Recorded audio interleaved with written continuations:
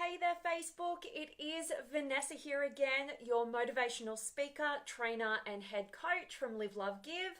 And today's message is one that has definitely been triggered within me because I just want us to get the fact that, our conflict can actually be hugely beneficial.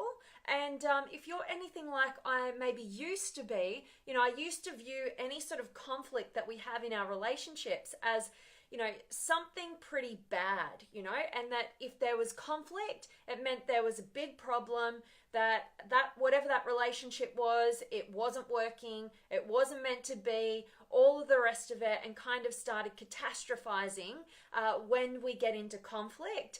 And why I really wanted to bring this message to you guys today is in the hope that if you have had that belief, you're currently sort of in that, and you kind of do your best to consistently avoid rocking the boat or having any sort of conflict in any of your relationships, then my hope is that today's message kind of wakes you up to the beauty and the goodness and the value that our conflict provides to our lives.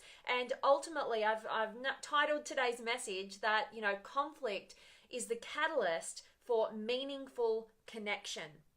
And I really want to dive into why that is and how we can get to that place. Instead of conflict being this experience that makes things worse, I want us to understand what gets us to that place of making things worse so that we can, negate that by operating in a realm where we are very, very highly conscious and intentional about, not only bringing that conflict to the forefront, but also, being intentional and self-aware about what's going on for us in the early stages, as opposed to letting it get into this huge, big explosion. So really what I want to talk to you about, you guys know who've been following me for a long time, know that to me, everything is the ability to be open, to be truthful, to be authentic.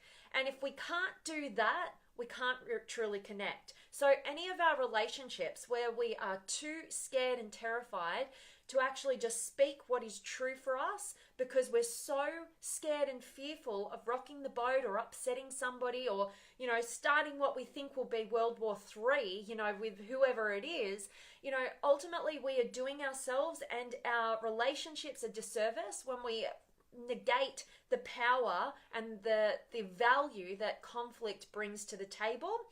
And sometimes we need to go through a little bit of so-called pain in order to have that long-term gain, like we've all heard.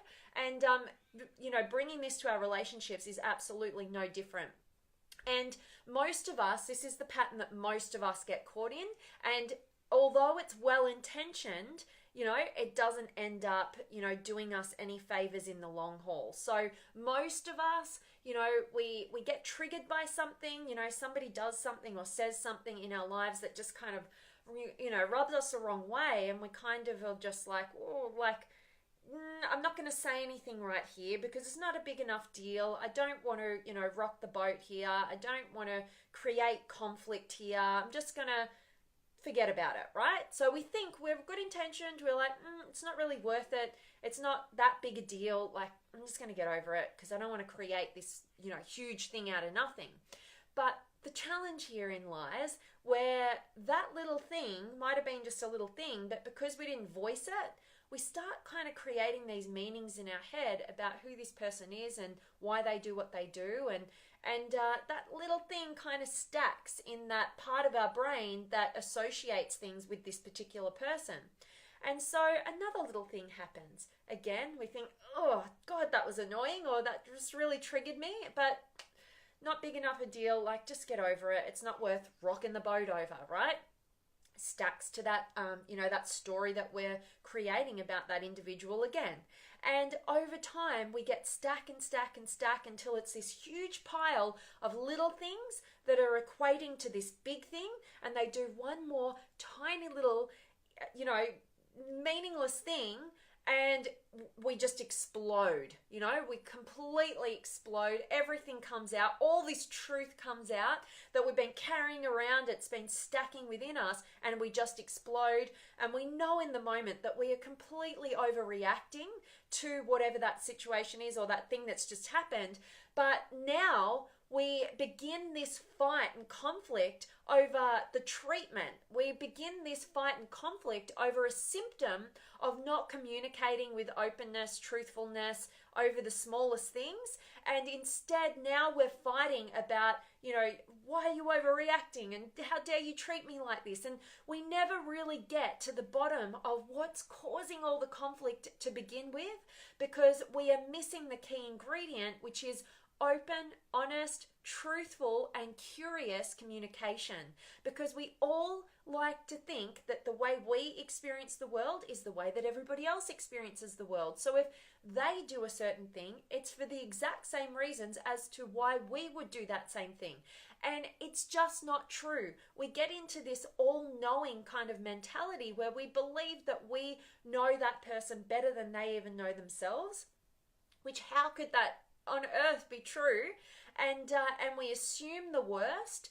We project negative intention on them, and we make them into this terrible bad person because we're not taking responsibility for speaking up and speaking our truth and having an open, curious mind to, instead of project, guiltiness, onto another person, we don't get curious and go, oh, okay, this kind of triggered me, and you know what? I value our relationship and our connection so much that I am willing to, potentially create a little tension or conflict or a little bit of doesn't feel so comfortable right now in order for me to truthfully open up so that things don't stack, and so that we can have a constantly deepening and, evolving relationship and connection, because every time we open up honestly, authentically, and, coming from a place of, taking ownership of your own triggers, not projecting they did this thing and they've made me feel this way. That's such a victim story, and it's so disempowering. It keeps you so stuck and limited in your own little victim story, where the key to your fulfillment lays within them doing something different or changing who they are. And instead, take back that ownership, communicate openly and say, hey, when you did that thing, I made it mean this, and it might be completely my hallucination, and because I value our connection, I don't ever want to let things stack. I'm bringing it up, and I just want to ask you, what was going on in your world when you did or said that thing? Because I want to know, I want to understand. I don't want to just project my experience onto you, because that gets us nowhere. How could I know you better than you know you? So I'm valuing and loving you and our connection and our relationship much more than my ego and desire to be right and self-righteous. And I want to know what was going on for you. And this is how that made me feel, or this is because I created this meaning. This is how I started feeling about it. And, come to some sort of arrangement where, you're getting to know more about them, and they in turn are getting to know more about you. And when you have the same intention, which is the best interests of the relationship, it's not about me being right and you being wrong, or vice versa, and it's me against you and creating conflict. It's, hey, what's best for this third entity? What is best for our relationship? What do we want to create here? What can we create that, neither of us could do alone, but together we have this possibility of depth and connection that could be amazingly beautiful. And in order to get there, we have to both have that intention of getting to that same place, that vision.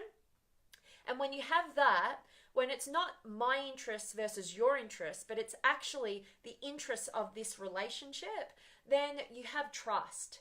You're not fighting over your absolute need to be understood and proven right. You're actually getting into some conflict and tension so that you can get to a place of unity. And that is so different than the kind of perception of conflict that we walk into this world, and into our family lives with, and get sort of, thrown onto us from society, that conflict is bad and avoid it and don't rock the boat and, just shut up your truth.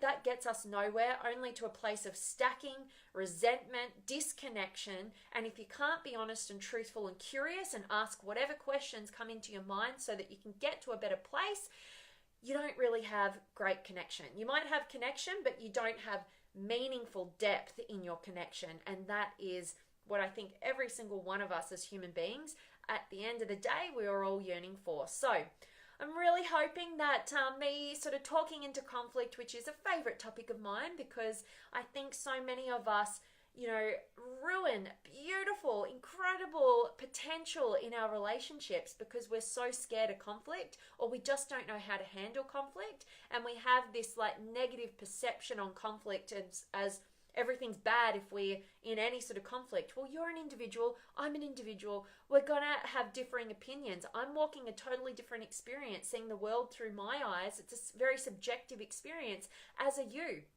And the more open and curious we are about, really being, curious and interested and fascinated to learn about another's world and to understand our own and share that, the sooner we do that, the sooner we grow and evolve and get to deeper connections and much more meaningful existence in this world. So, really hoping that this has been a valuable message for you guys. I'd love to hear from you. If you've got any questions or comments, or you just want to say hi, definitely drop me a comment, and I'll jump into the chat roll now and see who's been able to join me.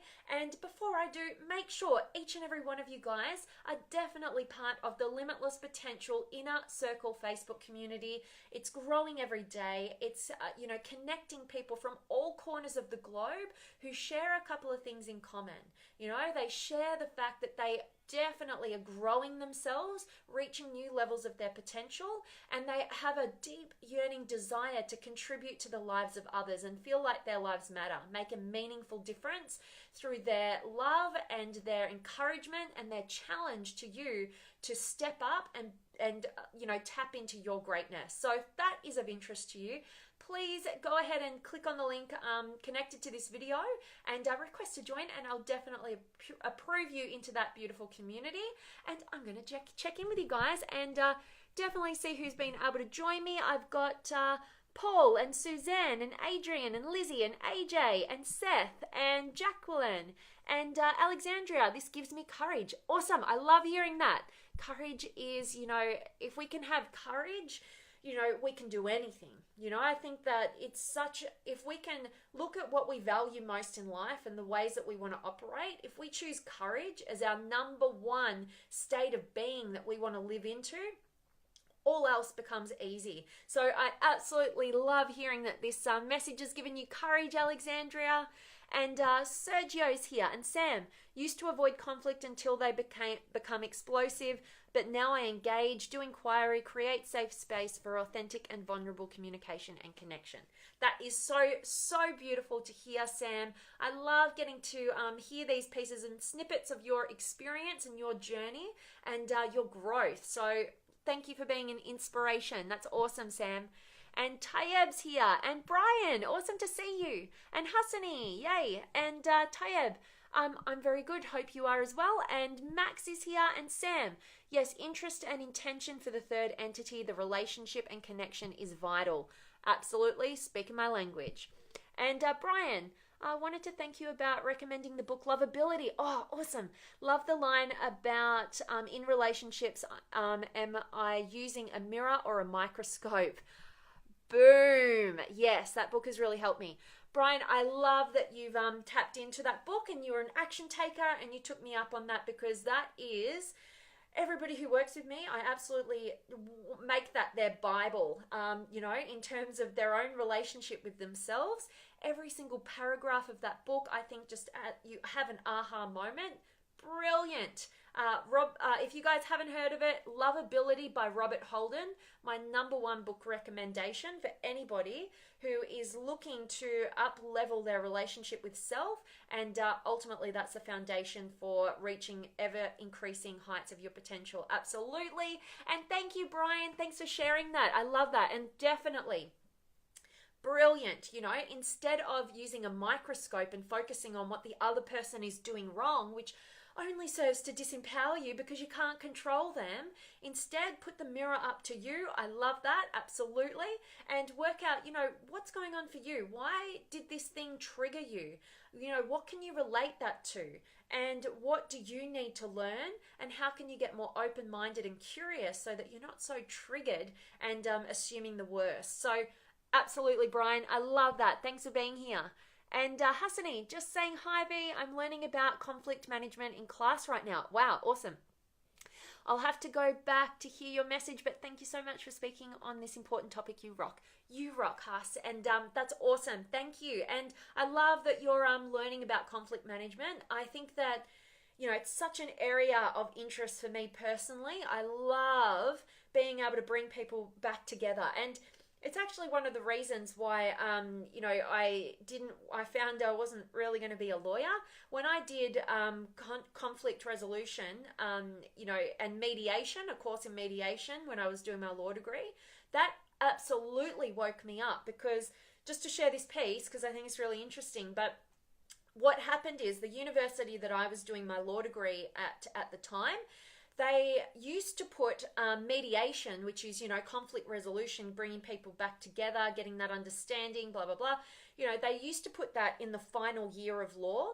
And what they were finding was, because it was the opposite kind of mindset that you're trained in to become a lawyer, these people who are just about to graduate their law degree were absolutely failing at mediation, because they just couldn't get their heads around it, because for 5 years they've been drumming this kind of mentality in that makes them a fantastic lawyer. But when it came to mediation, because it was the opposite way of thinking and behaving and being, they were failing miserably. And so my university was the first university that brought it into I think it was second year university, or it might have been first. I think it was the second semester of the first year.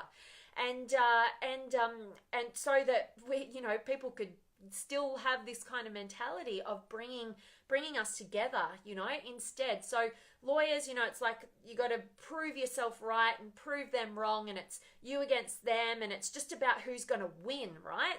And it's about separation. It's not coming together to find a happy solution, but mediation is about, hey, what is going on in your world, and what is going on in your world. Now, give you the time, to hear what's going on in their world, hear their perspective, and vice versa. And when we do that, when we actually understand another's perspective, because we're getting out of the self-righteousness and we're getting into the curiosity and open-mindedness and ability to actually hear and understand another's perspective, what happens? We solve the problem. We find solution, we find the connection, and oftentimes we deepen the connection through mediation, as opposed to, getting into the courts in law. So I love that. I hope that wasn't too off topic, but I think that, I love that you're learning about that, Haas. That's awesome. And Martin's here. Hello to you. And Joe Rull. So delightful. Oh, I love having you here live. Thanks for joining. And Robert, thank you for those kind words. And I'm loving that today's message is definitely resonating. And Anna, Demetrius, maybe?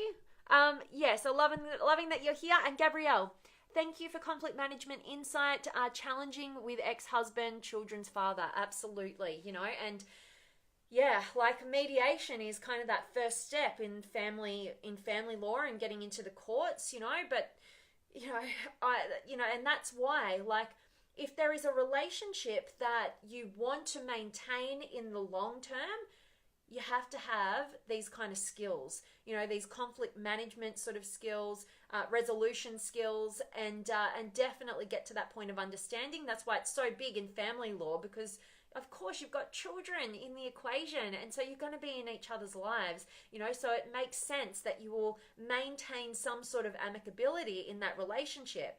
Whereas, you know, the opposite is true. Like if you're not looking to maintain, you just want to be right. And that's not what this conversation is about. It's about coming to a place of meaningful connection through the vehicle of conflict.